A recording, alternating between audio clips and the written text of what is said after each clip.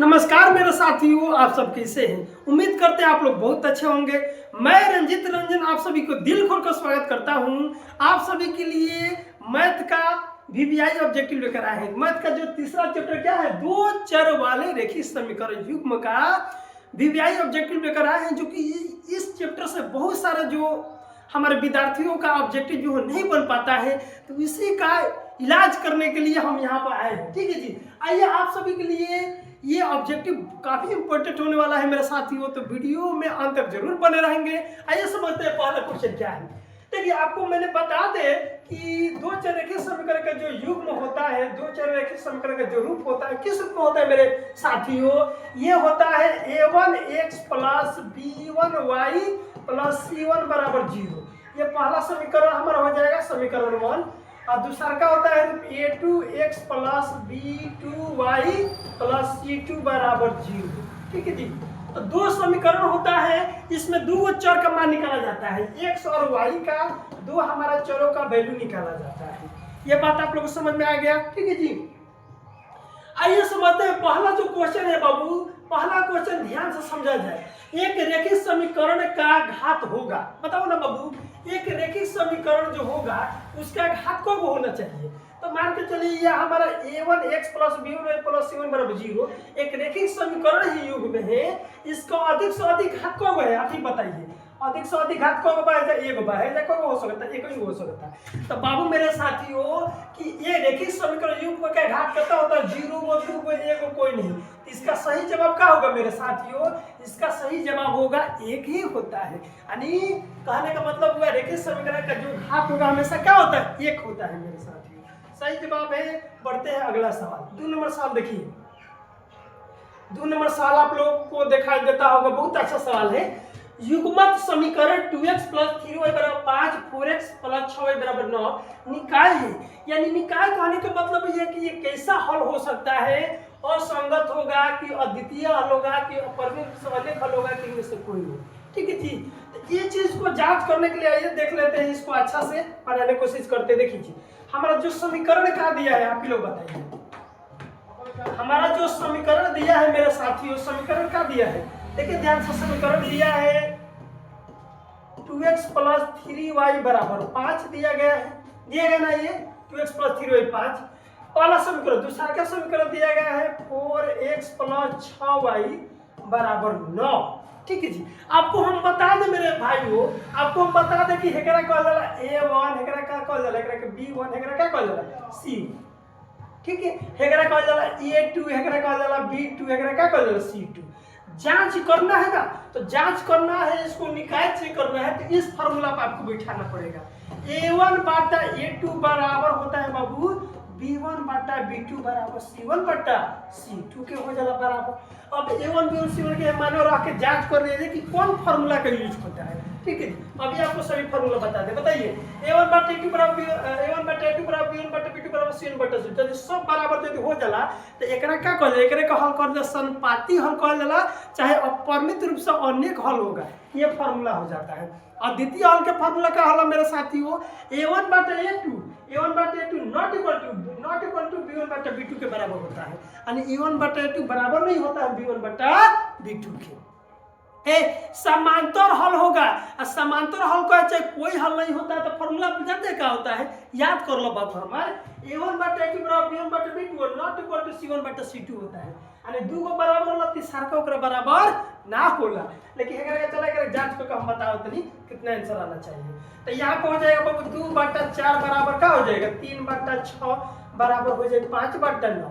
ध्यान से देखबा बाबू, तो 2 दूनी का 4 3 दूनी का 6 भाई कटबे ना करी, तो 1 बटा 2 बराबर 1 बटा 2 बराबर 5 बटा 9 5 बटा 9। तो देखो बाबू 2 को बराबर बा, हई बराबर नहीं है, तीसरा का नहीं है बराबर, तो अबे कौन है बाबू? अबे कौन है? तो देखा, तो ये क्या चीज का ऑप्शन भी का दिया है 2 नंबर क्वेश्चन है। इसमें क्वेश्चन कह रहा है कि अपरिमेय से अनेक हल होगा नहीं, ये तो गलत हो जाएगा, सब बराबर हुई तब हुई, इनमें से कोई भी नहीं होगा। अब हई दूर में असंगत हो कि अद्वितीय हो, ये करके देखो। अद्वितीय हल कहने का मतलब हुआ कि a1 बटा a2 not equal to b1 बटा b2, तो हई हो ना हो, तो सही जवाब क्या हो जाएगा? असंगत। असंगत बाबू इसका ये क्या हो जाएगा? ये कोई हल नहीं हो रहा है, यहाँ पर कोई हल नहीं होगा, कोई हल नहीं है, और चाहे समांतर हल होगा। इसका क्या होगा बाबू? समांतर हल होगा। देखो बाबू, तो कोई हल नहीं होगा, समांतर हल होई नु, एकरे के कहल जाला असंगत हल। क्या कहल जाला मेरे साथियों? एकरे कहल जाला असंगत हल। बस समझ बुझा गया हम लोग को। और संगत हल कब हुई? संगत हल के दो सिचुएशन में संगत हल होता है। कब कब?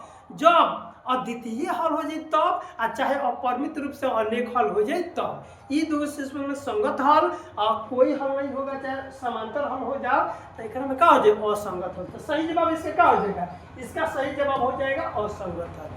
बाबू तीसरा नंबर क्वेश्चन देखिए, ये भी बहुत इंपॉर्टेंट क्वेश्चन है। तीसरा नंबर क्वेश्चन देखिए, क्वेश्चन कर रहा है कि के किस मान के लिए, के किस मान के लिए समीकरण x + 2y = 7, 2x + ky = 14 समानुपाती होगा। समानुपाती कहने का मतलब क्या हुआ? कौन बताएगा समानुपाती का मतलब क्या होता है? समानुपाती के मतलब होगा अनेक हल। समानुपाती के मतलब क्या हुआ? अनेक हल। तो अनेक हल के जांचे के बनू बाबू, तो देखो समीकरण पहले लिख लगा देले बा, x + 2y = 7। पहला समीकरण 7, पहला समीकरण दे दिएगा। दूसरा समीकरण 2x + ky = 14। देख लो ध्यान से। अब कहता क्या कहता है? जब कुछ ना रहता है, एक कोई है जो सब बड़ी है, ठीक बा। एकरा कहल जाला a1, एकरा कहल जाला b1, एकरा के c1, a2 b2 c2 हो गई बात। समानुपाती कहता, तो समानुपाती होगा यदि, समानुपाती होगा यदि, कब हो जाला हो समानुपाती? सब बराबर कर दो। a1 बटा a2 बराबर b1 बटा b2 बराबर c1 बटा c2 के बराबर हो जाला, तब जाके समानुपाती हो जाला। बात समझ में आ रहा है मेरे साथियों? तो देखा जा ध्यान से, तो यहाँ पे क्या हो जाएगा? a1 कितना है? 1/2 बराबर क्या हो जाएगा? 2 बटा k बराबर 7/14। देखो यहाँ पर 3 पार्ट में बन गया, पहला पार्ट, दूसरा पार्ट, 3 को पार्ट में बढ़ जाता है ना। तो देखो ये k का मान निकालेगा तो फर्स्ट इंटू लास्ट लेकर बनाया जा सकता है। फर्स्ट इंटू लास्ट ले सॉरी, पहला दूसरा का नहीं, प्रथम दो से भी लिया जा सकता है, और द्वितीय यानी अंतिम दो से भी लिया जा सकता है। अलग अलग करके बनाया जा सकता है। तो 1/2 बराबर 2/k ले लो, प्रथम दुइये से ले लीजिए, और k का मान निकलवा तो बाबू देखो ना, k में 1 से गुणा करबो तो k बराबर 2 दूनी का 4, 2 में 2 से गुणा करबो 4, यानी k बराबर 4। देखो कोई ऑप्शन हो में देना बताओ बाबू, k बराबर 4। सही जवाब हमारा पूरी द करेक्ट आंसर। समझ में आ रहा है मेरे साथियों? बहुत बढ़िया, लाजवाब शानदार। अगर समझ में आ रहा है तो प्लीज थोड़ा लाइक और सब्सक्राइब कर शेयर कर दीजिए वीडियो। चलिए आगे बढ़ते हैं, अगला सवाल देखा जाए। यहाँ पे बहुत प्यारा से क्वेश्चन दिया गया, इसको कमेंट में आंसर बताया जाए। बहुपद 4x² - 4x + 1 के मूलों का गुणनफल। मूलों का गुणनफल कहो ए बाबू, मूलों का गुणनफल, मूलों का गुणनफल कह रहे हैं आप लोग से। तो मूलों का गुणनफल कहने का मतलब हुआ इसका जो भी मूल है उसको गुणा कर दीजिए, जो भी मूल है इसको गुणन कर लीजिए। तो हमारा बहुपद का दिया गया है 4x² - 4x + 1 के मूलों का गुणनफल। हमें देखा एकरा के a कह जाला, एकरा के b कह जाला, एकरा क्या कह c कह जाला, ठीक बा। मूलों का गुणनफल कहता तो alpha into beta, alpha into beta का फार्मूला का होला c/a, c/a होला। तो बताओ c के जगह पर का हो जाए 1, आ a के जगह पर का हो जाए 4, 1/4 कोई ऑप्शन में देले बा, सुनी बताओ। तो सही जवाब का हो जाएगा? करेक्ट आंसर हमारा c हो जाएगा, 1/4 सही जवाब। समझ में आ रहा है बाबू? चलिए आगे बढ़े। अगला क्वेश्चन बहुत प्यारा सा क्वेश्चन है, बताइए। क्वेश्चन कर रहे हैं बाबू, दो रेखिक समीकरणों का आलेख प्रतिच्छेदी रेखा है तो अब रेखिक समीकरण युग्म क्या होगा? मतलब बाबू क्वेश्चन ध्यान से समझा जाए। यदि दो रेखिक समीकरणों के जो आलेख होगा प्रतिच्छेद, अगर x और y के मान कहीं हमारा बिंदु किसी बिंदु पर x और y एक दूसरे को इंटरसेक्शन काटे प्रतिच्छेद करे यदि, ठीक है जी। तो यदि दो रेखिक समीकरणों का आलेख प्रतिच्छेद रेखा है तो अब रेखिक समीकरण का युग्म क्या होगा? कोई हल नहीं होगा कि एक हल होगा कि दो हल होगा कि अनंत अनेक हल होगा। आपको हम बता दें कि यदि प्रतिच्छेदी करता है ना तो यहाँ पे कौन हल निकल सकता है? एक ही हल निकलेगा जी, आप बताइए। तो यदि प्रतिच्छेदी रेखा यदि बात कर लेते इसका अधिकतम हल कितना होगा? इसका अधिकतम हल बाबू केवल एक ही, ओनली वन हल होगा इसका मेरे साथियों। ये क्वेश्चन पूछा हुआ क्वेश्चन मेरे साथियों, बताइए, ठीक है? समझ में आ रहा है ना? इसका सही जवाब क्या होगा? एक हल होगा। बहुत बढ़िया, लाजवाब शानदार। चलिए आगे बढ़ते हैं, अगला सवाल देखिए, 6 नंबर देखा जाए। दो रेखिक समीकरणों के आलेख समांतर रेखाएं हैं तब रेखिक समीकरण युग्म का ये बगवे समांतर बताओ। अगर x के आलेख x के आलेख यदि है तो समांतर हो गई, y का भी आलेख समांतर होगा। देखा ध्यान से, तब आप दो रेखिक समीकरणों का आलेख समांतर रेखा हो तब रेखिक समीकरण का युग्म होगा। कोई हल नहीं, एक हल, दो हल, अनगिनत हल। देखो तो यहाँ पे दो लाइन आएगा, x का हल आ जाएगा, ये y का आलेख हो जाएगा। ठीक है, अब मतलब एक दूसरे को ये काटेगा ही नहीं तो क्या यहाँ पर हल निकलेगा जी? हल नहीं होगा, निकलेगा। तो यहाँ पे क्या कह रहा है, कहता कि समांतर हल होगा तो क्या एक हल होगा, अनगिनत हल होगा, कोई हल नहीं होगा, दो हल होगा। तो इसका जवाब क्या हो जाएगा, यानी समांतर हल के ही क्या कह जाएगा, कोई हल नहीं होगा। यहाँ पे क्या आ जाएगा बाबू, कोई हल नहीं होगा। तो सही जवाब हमारा क्या हो जाएगा, सही जवाब हमारा ए इज द करेक्ट आंसर, यानी हमारा सही जवाब ए होगा। बहुत बढ़िया, चलिए बहुत अच्छा आप लोग आंसर बता रहे हैं। 6-7 नंबर क्वेश्चन बताइए। यदि a1 बटा a2 बराबर b1 बटा b2 not equal to c1 बटा c2 समीकरण निकाय a1x plus b1y plus c1 बराबर 0 a2x इतना का हल है। क्या होगा बाबू, ये फार्मूला है। ये का चीज का फार्मूला बताओ। कोई हल नहीं होगा के है कि एक अद्वितीय हल होगा के है कि अनेक हल होगा कि दो हल होगा, बताइए ना इसका सही जवाब क्या होगा। ठीक है, तो इसका सही जवाब मैंने अभी बताया कि a1 बटा a2 बराबर b1 बटा b2 not equal to c1 बटा c2। अरे दो को बराबर बाबू हमारा दू गो बराबर हो जाए और तीसरा का अपने आप ना बराबर हो तो एकरा का कहल जाला, एकरा कहल जाला समांतर हल या कोई हल नहीं होगा इस सिचुएशन में। ठीक है जी, समांतर हल या कोई हल नहीं होगा। ठीक है जी, तो सही जवाब हमारा क्या होगा बाबू, यहाँ पे कोई हल नहीं होगा। यहाँ पे कोई हल होगा जी, यहाँ पे कोई हल नहीं होगा। ठीक है, सही जवाब हमारा ये हो जाएगा। ठीक है, आगे बढ़िए। 8 नंबर क्वेश्चन देखा जाए। ए का मान जिसके लिए समीकरण है ax प्लस 10y बराबर 0, 2x प्लस 5y बराबर 0 एक शून्येतर हल होगा। शून्येतर हल कहने का मतलब इसका एक शून्येतर हल कह रहा है निकालने के लिए, इसका क्या हल होना चाहिए। देखिए ध्यान दीजिए, ए का मान निकालना तो ध्यान दिया जाए, समीकरण निकाय दिया है ax प्लस 10y बराबर 0, पहला समीकरण हो गया। दूसरा समीकरण दिया 2x प्लस 5y बराबर 0, दूसरा का समीकरण हो गया। एक शून्येतर हल कह रहा है निकालने के लिए, तो शून्येतर हल निकालिएगा, ए का मान निकालना है ना, ए का मान भी निकालना है। तो देखो हम कुछ नहीं करना है, आपको मालूम है ना कि ये इसको जांच करने के लिए फार्मूला लगाया जाता है। कौन सा फार्मूला, a1 बटा a2 बराबर b1 बटा b2 बराबर c1 बटा c2 पे जांच किया जाता है। चलो तो a1 के जब एकरा के a1 एकरा के b1 एकरा के c1 एकरा के a2 एकरा के b2 एकरा के c2 देख जांच कर लिया जाए, ये क्या हो जाएगा, a1 के जब a बटा 2 बराबर हो जाए क्या हो जाएगा 10 बटा 5 बराबर है 0 बटा 0, तो शून्येतर हल कह रहा है यही। ठीक है जी, तो 0 हो जाएगा। तो हमको इससे मतलब है, इससे तो प्रथम द्वितीय है दोनों के ले लिया जाए। ठीक है जी, तो ले लीजिएगा इसको, तो क्या हो जाएगा यहाँ पे बताइए, यहाँ पे हो जाएगा 5 दूनी का 10, 2 हो जाएगा यहाँ पे, तो यहाँ पे कुछ नहीं होगा तो यहाँ पे 1 हो जाएगा। ठीक है जी, तो यहाँ पे हो जाएगा बाबू देखा, 1 में a से गुणा करबो तो a और 2 में 2 से गुणा करबो तो 4, यानी a बराबर 4 आंसर हमारा हो जाए। सही जवाब इसका क्या दिया गया है बताओ, a बराबर 4, यानी हमारा सही जवाब क्या हो जाएगा, हमारा 4 हो जाएगा। 2 नहीं होगा, ये नहीं होगा, ये नहीं होगा, ये नहीं होगा। ठीक है, सही जवाब हमारा 4 हो जाएगा मेरे साथियों। समझ में आ रहा है। ठीक है, तो 8 के हमारा 4 सही जवाब है।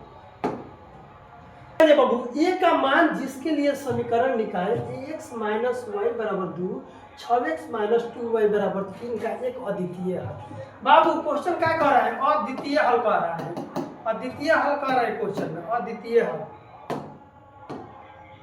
तो आपको पता होना चाहिए कि अद्वितीय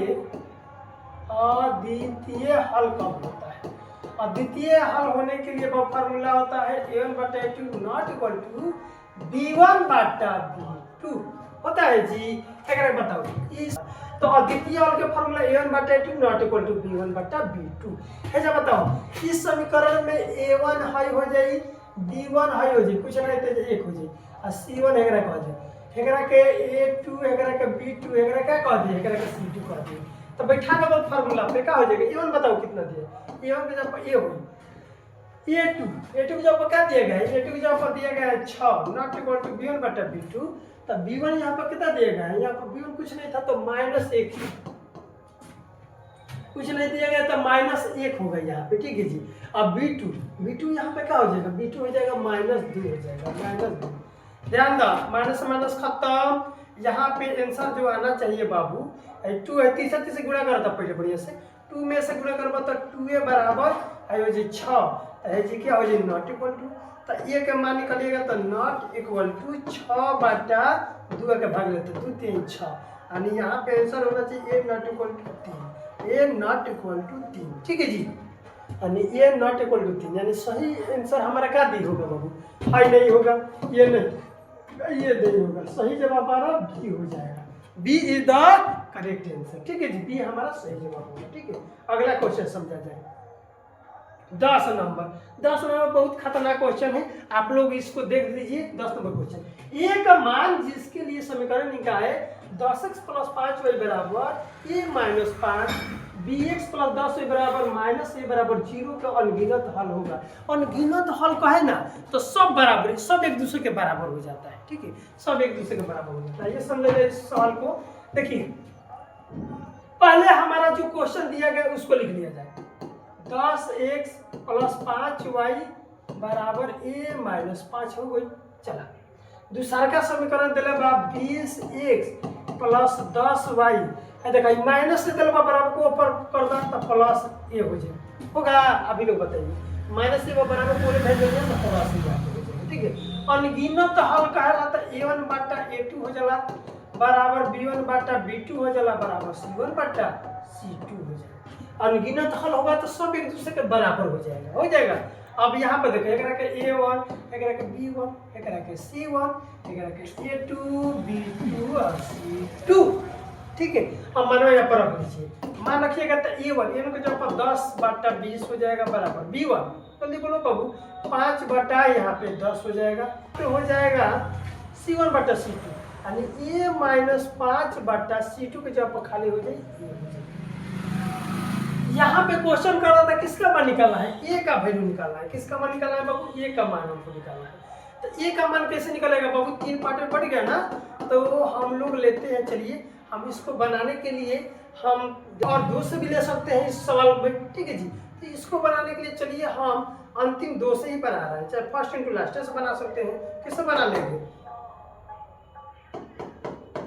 2 एंड थर्ड से देखिएगा एक दूसरे के बराबर हो जाएगा तो 5 बटा 10 बराबर a - 5 बटा a हो जाएगा।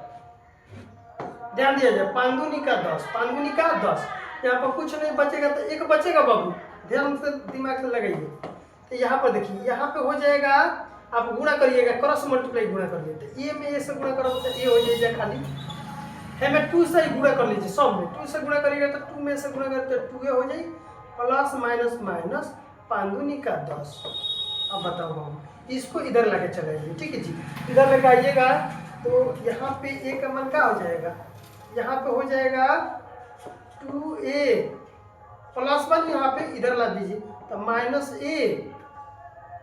हो जाएगा आई -10 के बराबर a पर लेके आ जाइएगा तो +10 हो जाएगा। अब बताओ बाबू यहाँ पे हमारा 2a में से एगो a गया तो a बराबर क्या हो जाएगा 2 में से a बराबर हमारा 10 हो जाएगा।